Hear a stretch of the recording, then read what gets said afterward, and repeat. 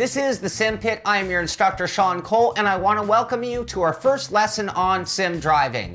And today we're going to cover things that you should do, or at least things you should think about before you head out onto the track in an attempt to be a faster driver. And these are the kind of things that a real race car driver would do, or at least the equivalent to things like tightening down our seat belts. So the first thing I really want to talk about is driving position.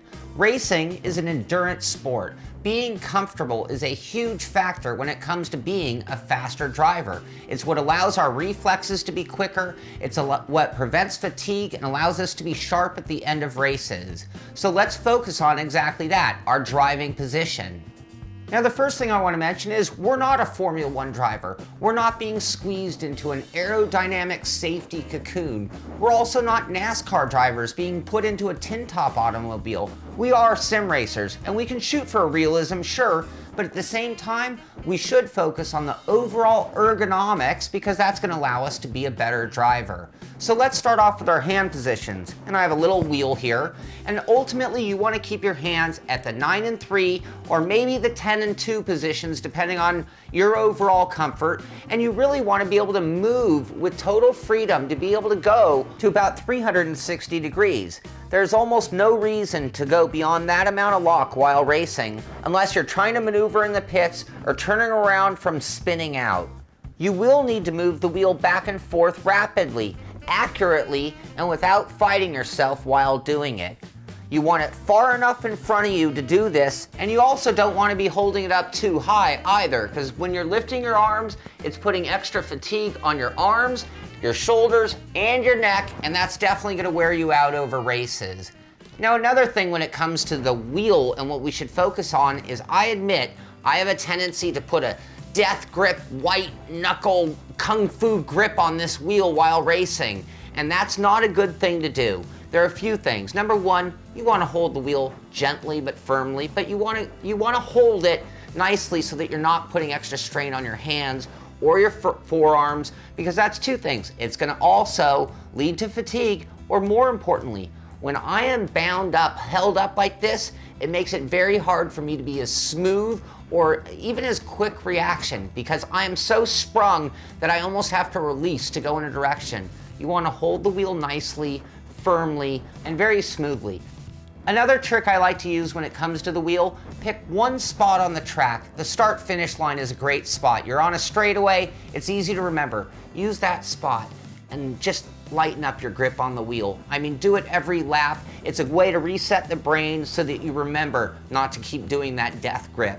So now let's put this down and let's focus on the pedals to help ourselves with our feet. There are a few things to consider here as well. My driving position will dictate the distance of my pedals and even the angle that they should be set at. Our sitting position should allow our legs to be out in front of us, but you don't want too much bend in the leg. This will allow for the best back support when driving and again cut down on fatigue. You also need to be able to place your heels on the heel plate and then get to full extension of the pedals without feeling stretched out. Your pedals should be out in front of you at an angle that allows the back of the seat to give you the leverage to press against a heavy-duty pedal, not push you up out of the seat. Our monitors should be set at a height that allows us to see the middle of the screens without tilting the neck. You don't want to be looking up or down at your screens.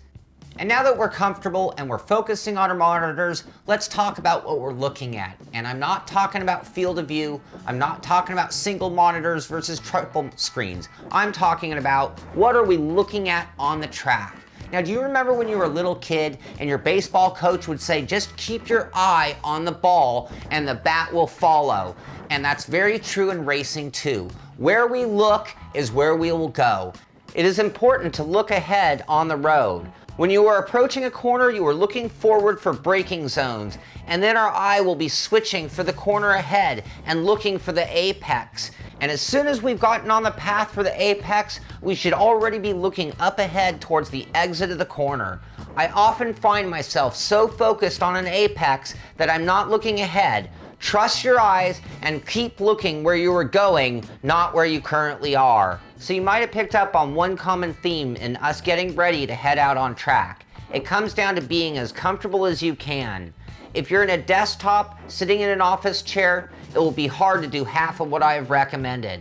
But it does come down to comfort and fighting fatigue. It'll keep us sharper and quicker to react, and those are both important parts of being fast. Now, I do want to add one more thing before I wrap up this lesson, and that's this. Before you head out on track, be gentle, be smooth, be mindful. This will allow you to feel the force feedback and really feel what the game, what the sim, what the car is telling you. And that way you're going to be more sensitive to when to get out of the gas, when to get out of the brake, when to add or lessen the amount of steering. And by doing all this, it's going to allow you to feel what the game, the sim, or the car is doing, and that's going to really let you get a handle on it. It's going to let you start to drive it on the rugged edge, just like the pros or the aliens do.